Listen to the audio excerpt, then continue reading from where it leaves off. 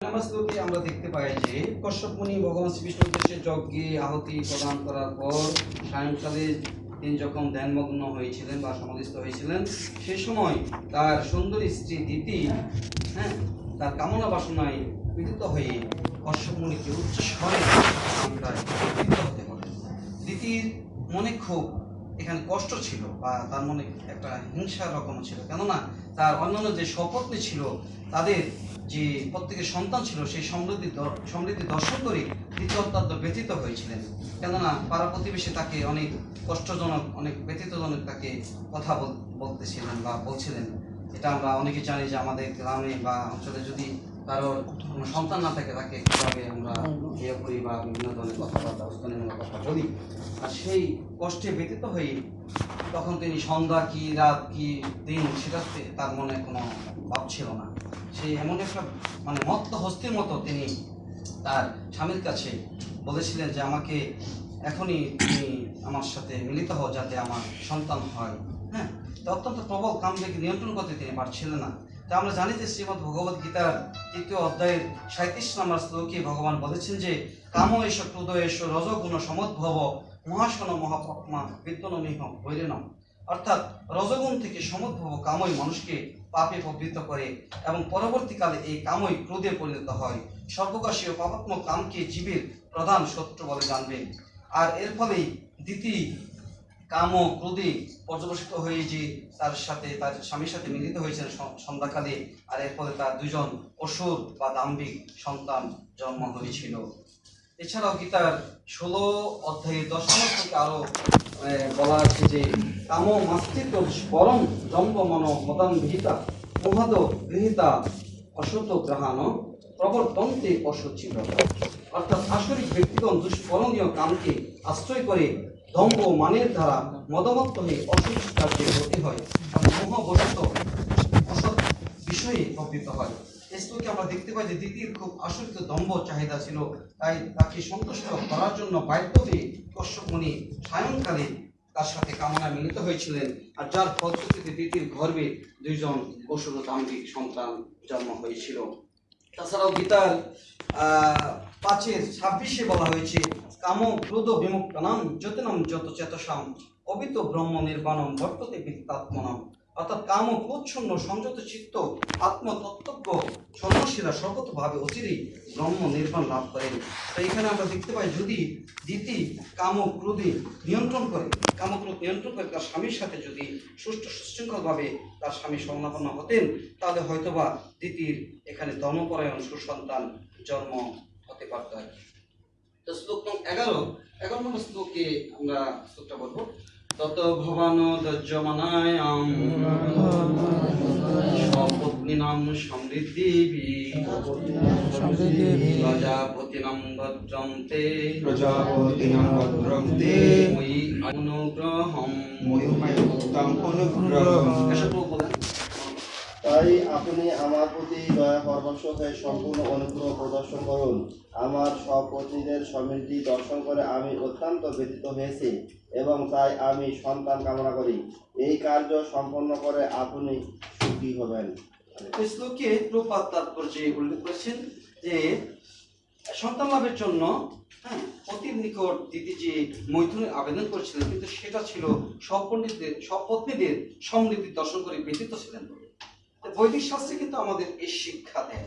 বৈদিক শাস্ত্রে আমাদের বলা হয়েছে যে আমরা পরের দুঃখী দুঃখী এবং পরের সুখী সুখী হতে বলা হয়েছে।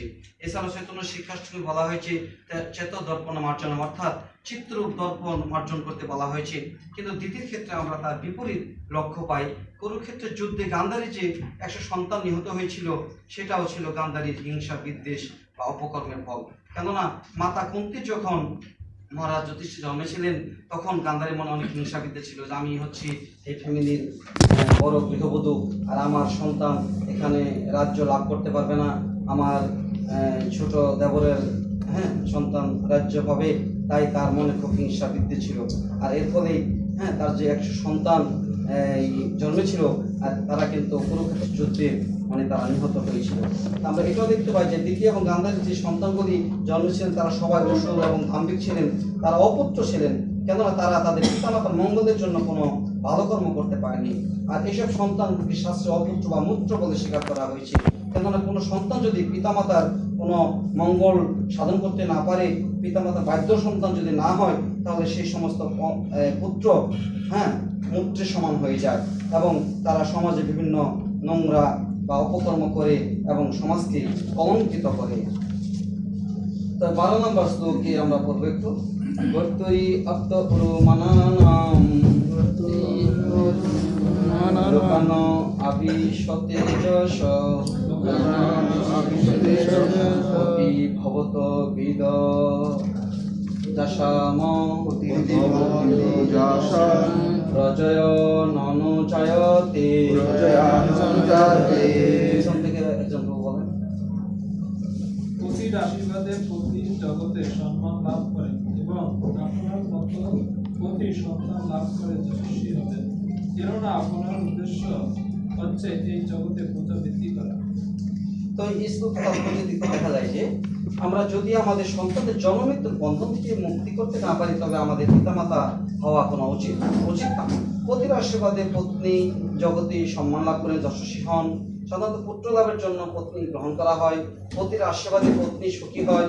কিন্তু এখানে আমরা মাতা পার্বতীর ক্ষেত্রে বিপরীত লক্ষ্য করি। মাতা পার্বতী কিন্তু তার পতির আদেশ অমান্য করে পিতার গৃহে গিয়েছিলেন, কিন্তু পরবর্তীতে দেবাদিদেব মহাদেবকে মাতা পার্বতীর পিতা দক্ষরাজ অপমান করেছিলেন। আর সেই অপমান সহ্য করতে না পেরে কিন্তু তার স্বামী অর্থাৎ পার্বতী কিন্তু ওই অপমান সহ্য করতে না পেরে তিনি আত্মহত্যা করেছিলেন। এখানে আমরা এই জন্য চেষ্টা করবো যাতে পতির আদেশ মান্য করে আমরা যারা আছি বা আমাদের সমাজ যারা আছে সবাই যাতে সেটাকে গ্রহণযোগ্য মনে করে চলাফেরা করে, অর্থাৎ পতিকে সবসময় যাতে প্রাধান্য দেওয়া হয়। 13 নম্বর শ্লোকে করবো। পুরা পিতান ভগবান রক্ষ দুহিত বৎসর মম বিনীত পরম বৎস ইতি অপিচ্ছতন পৃথক।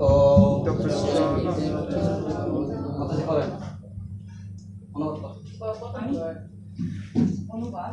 পুরাকালে আমাদের অত্যন্ত ঐশ্বর্যশালী ও দুহিত্রী বৎসল পিতা দক্ষ আমাদের প্রত্যেককেই পৃথক পৃথকভাবে জিজ্ঞাসা করেছিলেন, তোমরা কাকে পতিত্বে বরণ করতে চাও না।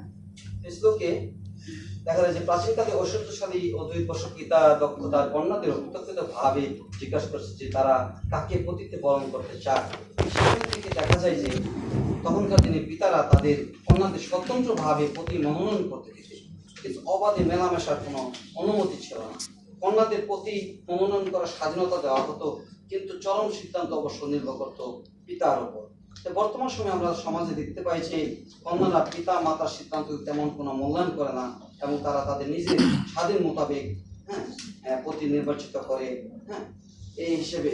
আর যার ফলে সমাজে অনেক ব্যাপক উচ্ছৃঙ্খলা বা ব্যাপক হত্যা, গুম বা বিশৃঙ্খলা সৃষ্টি হয়, সমাজ কলঙ্কিত হয় এবং অনেক ক্ষেত্রে ধর্মান্তরিত হওয়ারও প্রভাব দেখা যায়। পরিশিষ্ট নামাজ তোকে সবিদিত আত্মজ্ঞানম